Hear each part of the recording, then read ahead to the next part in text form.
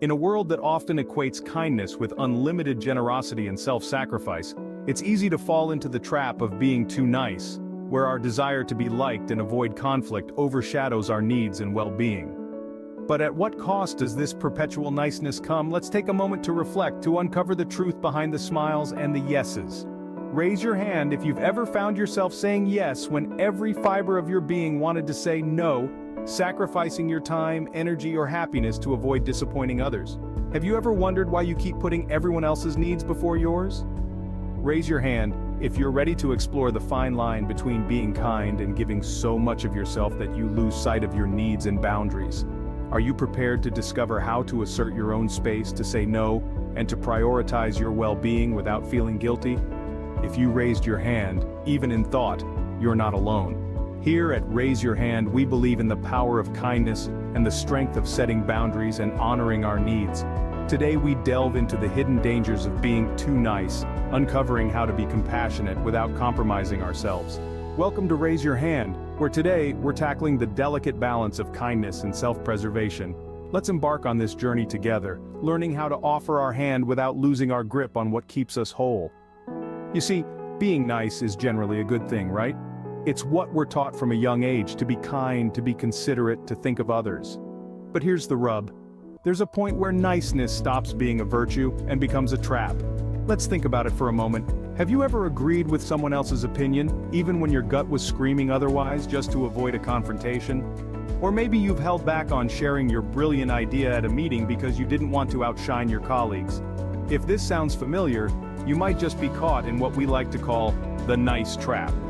You see, being too agreeable or excessively nice can lead to you not being taken seriously. It can result in your ideas being overlooked or your needs being ignored. And believe it or not, this isn't just a problem faced by individuals. Even leaders can fall into this trap. The pressure to be relatable and nice can often lead to inefficiency, irresponsibility, and even harm to individuals and organizations. Now, don't get me wrong, this doesn't mean that being nice is a bad thing, far from it. However, it's important to strike a balance. Being nice should never come at the cost of your own needs, ideas, or growth. In a study by Relationship NSW and another by Harvard Business Review, they found that the key is to assert oneself while maintaining that core niceness. This means expressing your opinions, being vocal about your needs, and offering alternative perspectives in relationships. So, as we journey further, we'll be unpacking this concept even more and exploring the dangers of being too nice, as well as some strategies to avoid falling into the nice trap. Because let's face it, being nice is great, but not at the cost of your own happiness and success. So let's dive into why being too nice can be a problem. Ever feel like you're constantly being taken advantage of? Well, that's the first danger of being too nice, the doormat dilemma. Now, don't get us wrong, there's no harm in being a nice person, but there's a fine line between being nice and being a doormat. When you're excessively nice, people might perceive you as an easy target, someone who can be used and abused for their own gain. It's like giving someone an open invitation to walk all over you, hence the term doormat. You're so busy trying to please everyone else that you forget to stand up for yourself. Let's take a look at some studies that shed light on this issue. According to research from the Harvard Business Review, leaders who are overly nice can cause laziness, inefficiency, and even harm to their organizations. They're so focused on being liked that they forget to hold people accountable, which can lead to a lack of responsibility and productivity within the team. Similarly, an article from Relationships NSW states that being too nice can have negative consequences on personal relationships. You might find yourself always agreeing with others, even when you don't want to, simply to avoid confrontation.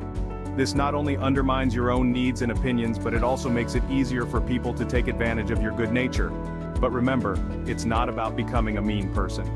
It's about striking a balance between being nice and standing up for yourself. You don't have to agree with everything someone says just to keep the peace. You can express your opinions and needs while still being a kind and respectful person. After all, your needs and opinions are just as important as anyone else's. So don't let your kindness turn you into a doormat.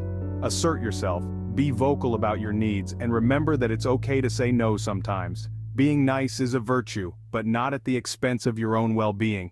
And that's just the first danger. Let's move on to the next one. Are you the type to avoid confrontation at all costs? If so, you're not alone. Many folks who are exceptionally nice often find themselves in a pickle when it comes to conflict. They might choose to dodge it entirely, or, if they can't escape it, they may end up conceding just to maintain peace. Now this may seem like the noble way to go, right? Well, not quite. This brings us to our second danger of being too nice: the confrontation conundrum. Facing conflict head-on can be scary, but avoiding it can have far-reaching consequences. Unresolved issues can pile up, creating a mountain of resentment and misunderstanding. Not only can this cause immense stress, but it can also lead to a breakdown in communication and trust. Imagine this. Your friend borrows your favorite book and accidentally spills coffee on it. If you're too nice, you might not say anything about it, even though you're upset. You've avoided a potential argument, sure, but now you're left with a ruined book and a bitter taste in your mouth. Your friend, on the other hand, is none the wiser, thinking everything's hunky-dory. The issue here isn't just about the book, it's about your feelings and your right to express them. By not addressing the problem, you're essentially telling yourself that your feelings aren't important. Over time, this can lead to low self-esteem and a sense of helplessness. On the other hand, in the workplace, being too agreeable can be seen as a sign of weakness, potentially affecting your standing among your peers and superiors. Leaders who are too nice may foster laziness and inefficiency, which could harm the organization in the long run. So, what's the takeaway? It's crucial to strike a balance. Being nice doesn't mean you have to be a pushover. It's possible to assert yourself and express your needs without being aggressive or rude. Remember, your feelings matter, and it's important to communicate them effectively. So, avoiding confrontation is another pitfall of being too nice, but wait, there's more. So stick around as we delve deeper into the dangers of being too nice. Do you find yourself constantly ruminating about past events?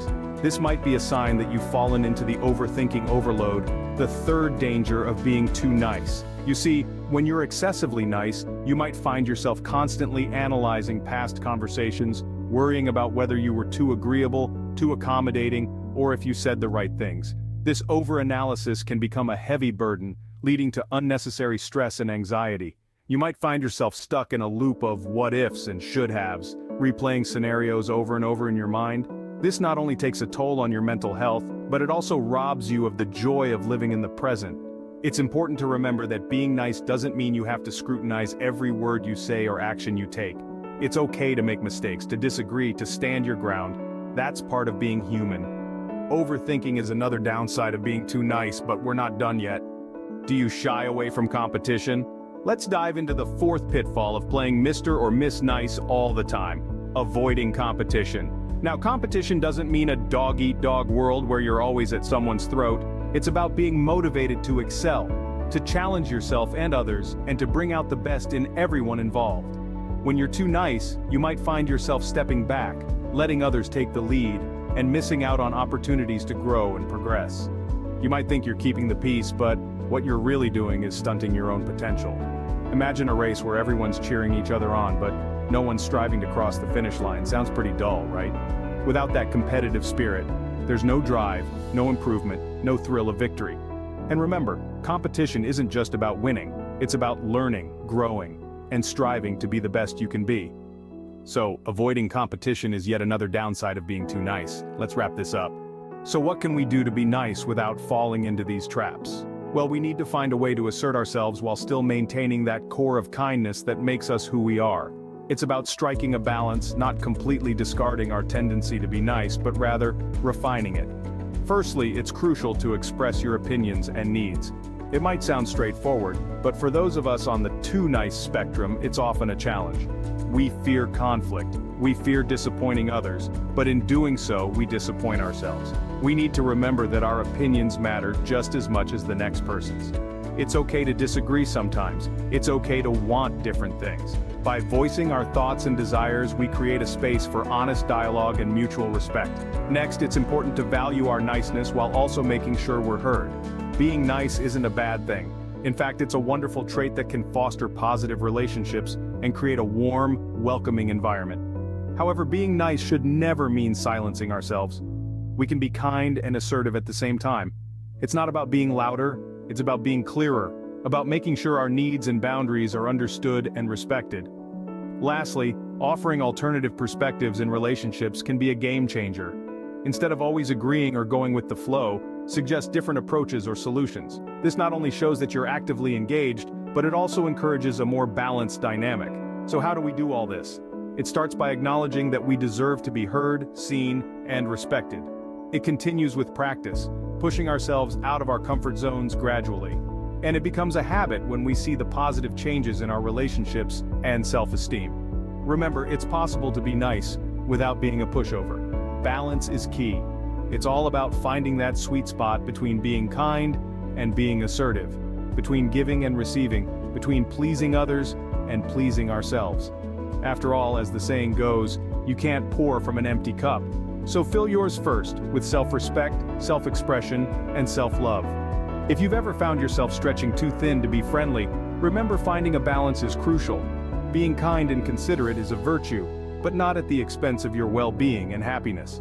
If today's video opened your eyes to the hidden dangers of being too nice, or if you found these strategies helpful, let's spread the word. Hit that like button, subscribe to Raise Your Hand for more insightful content, and share this video with friends who might be walking this fine line. Have your own story or tips to share? Drop a comment below. Together we can learn to be as kind to ourselves as we are to others. Remember, raising your hand for yourself is okay too. Take care, everyone.